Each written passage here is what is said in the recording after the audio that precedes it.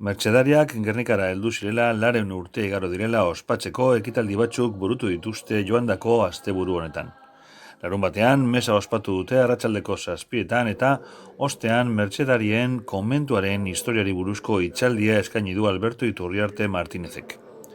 Jarraian, Andra Mari Koralaren kontzertorekin gozatzeko aukera izan dute bertaratutakoek.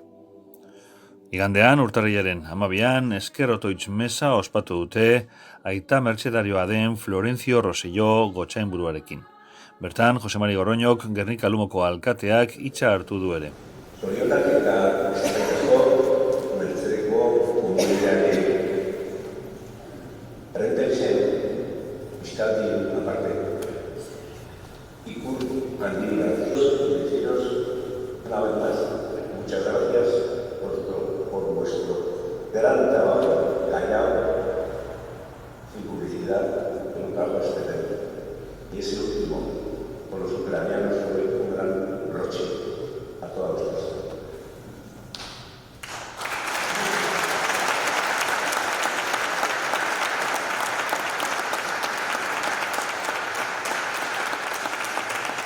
Mertxedariak 1625 urtean heldu ziren oraindik Aiangiz zen Gernikara.